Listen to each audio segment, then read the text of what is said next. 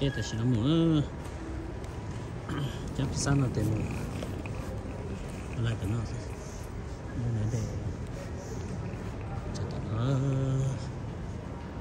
để mua nó thì bỏ chi cho nó gì chi là nhập họ đấy là cho nhập họ sẽ lấy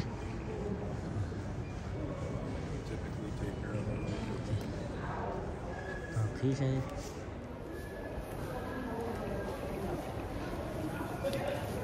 Well, the thing is, the point is that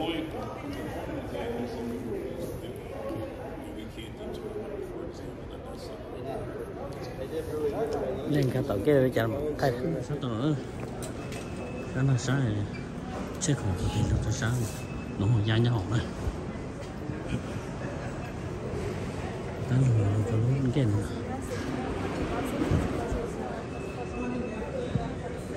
cái bài đó thế nào chết tàu thì bài giờ những cái gì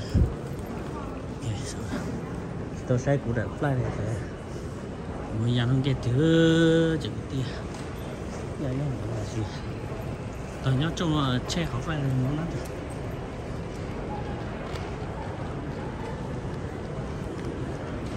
ở bên chị nữa thế nào đó chị nè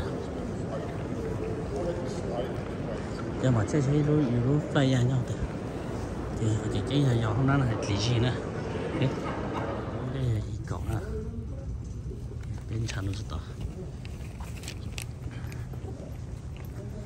cái này ít bé nè giờ nhau chụp vô tất cả rồi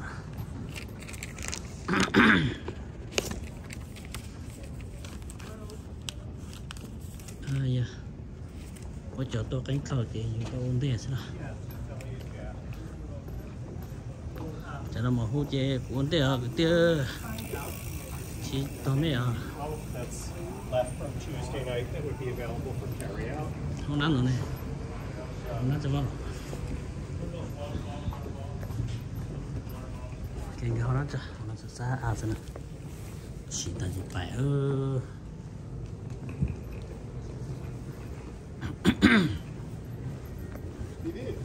chắc mình chạy gì luôn cái tôn chủ của nó nhá nó sẽ của bây giờ ý cậu đó tiêu dụng nó sáng xì là sáng lắm với tôi ra nó sẽ nghĩa thằng này ra nó chua rồi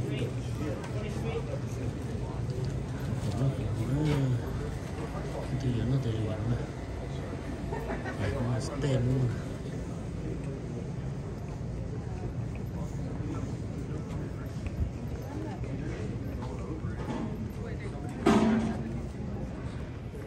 mà đâu tao khổ hơn chưa nè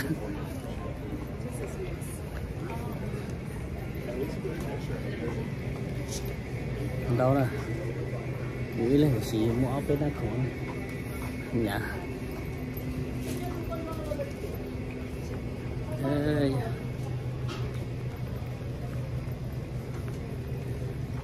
cái này chọn sao chơi cậu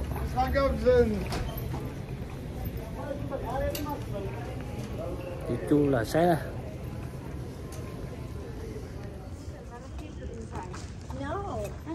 chọn luôn luôn chọn mua luôn giờ nó chỉ tôi nhớ to nhá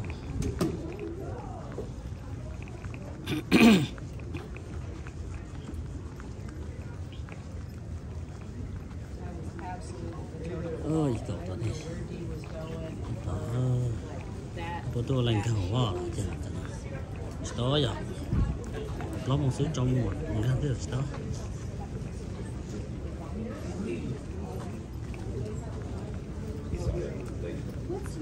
What's your idea?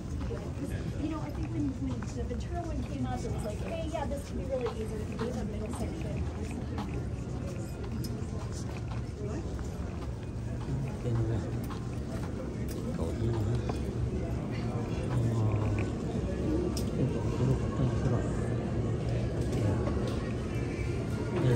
Chỗ tôi nó thì chợ một thể mùng ba đây mà Đường của chúng ta là chúng ta cái cột trâu, cái cột trâu thủ uống lưới ra xuống lưới ra luôn cái cột ý nữa và sẽ chơi là muốn cái cột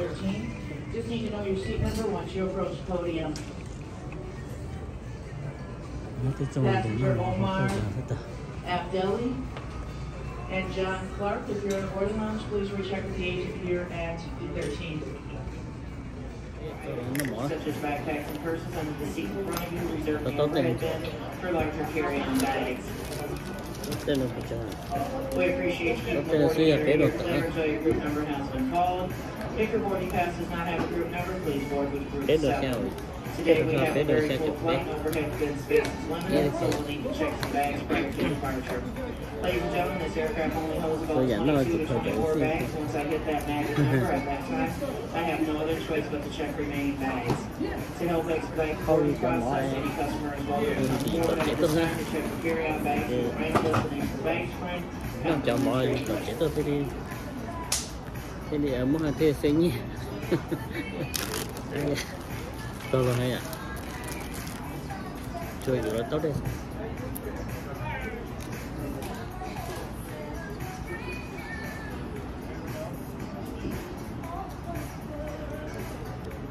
Ý lên nào mà chúng ta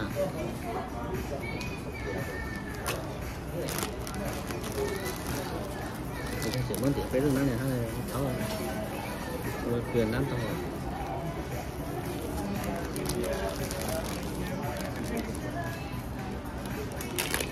Chúng mới có mà nhìn ra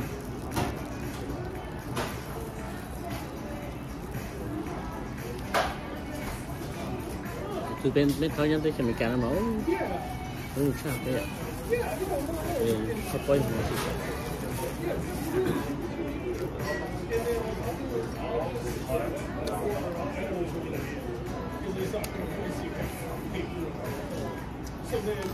nó tốt quá.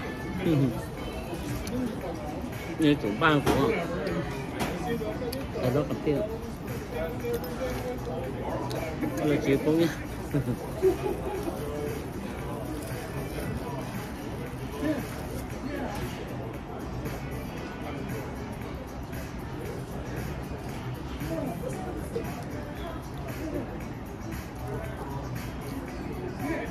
Này cả cũng không có tiền.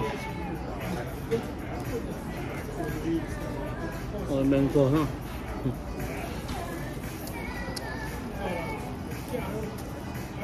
Nó có tăng rồi, này không cái chính nó.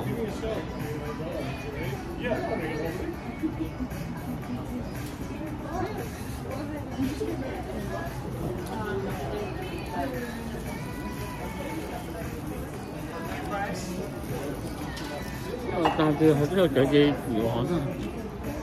Lắm thì lắm bả.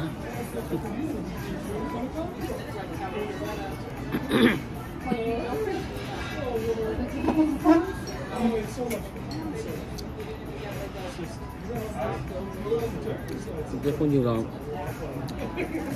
Ở gì báo lợn trong nhà hết. Tôi chỉ từ đây chơi anh cho mọi người hấp có lợn nó sát rồi.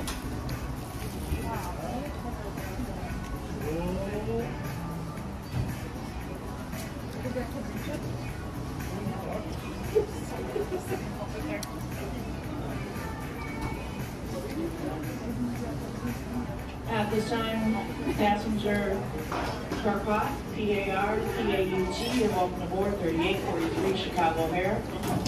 Concierge Key, you're also welcome aboard at this time. Nó luôn. If there's anyone that needs a seat để lúc assignment, đó có please check with the agent. một lần cho bố trả luôn ra luôn tôi không biết. Group 1 and all U.S. military with active identification, welcome aboard 3843 Chicago O'Hare. You guys gonna sit in the car? Vâng, đúng là mình cũng.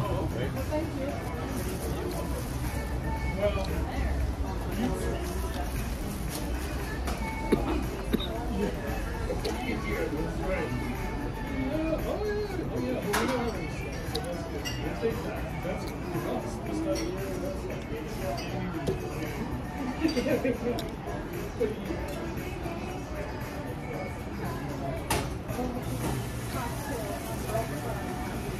Ra cho mọi chú rốn gì nữa nó là chút chút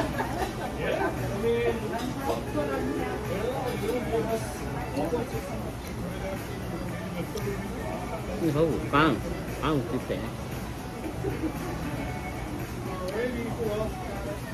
chọn bao nhiêu của sản phẩm Continue the boarding process, ladies and gentlemen. Group 2, you're welcome aboard at this time. American Airlines Flight 3843, Chicago here.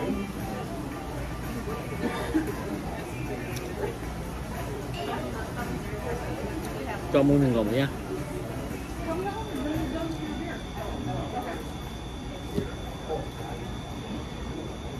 And group number 3, you're welcome aboard to the Prairie Line 3843, Chicago here. Passenger Abdali, Omar, Mohammed, Tấn rồi mà please ăn check. thằng nguồn cũng tôi rồi cái chạy thêm tươi cái nào tôi không có nhiều.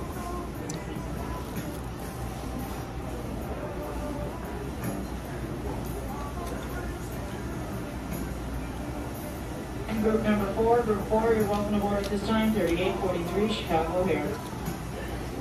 Nói chung là tôi nhớ rồi. Chỉ cả gọi ý giao ý là gì chúng tôi dân thì có mối dân sát rồi.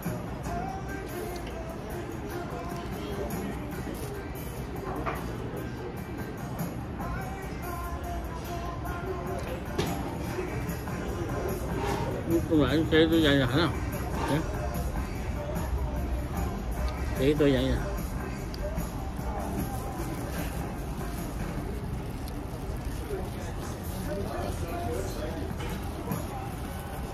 nhìn em như do có con ngủ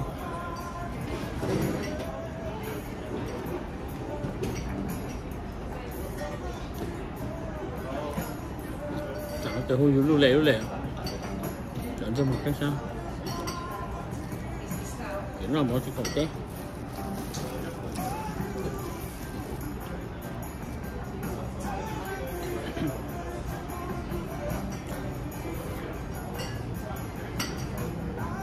nó hù mùa thôi đó cho tại lục hát à anh trên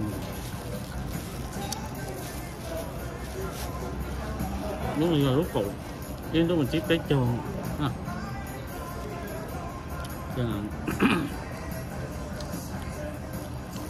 rằng là nó phụ nhưng mà cho chỉ cần của em mình nhớ không cho sáng tập tập bền thì